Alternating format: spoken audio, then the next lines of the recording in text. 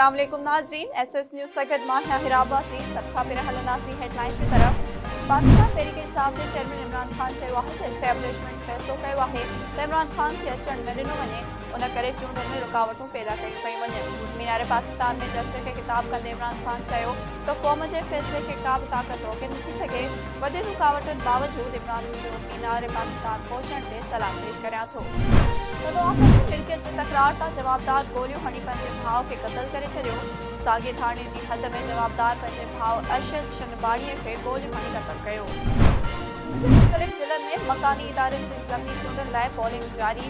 Umarkot, Khairpur, Shikarpur, Indian headlines वधीक ख़बरुनि ऐं updates जे लाइ ॾिसंदा रहो सिर्फ़ एसएस न्यूज़।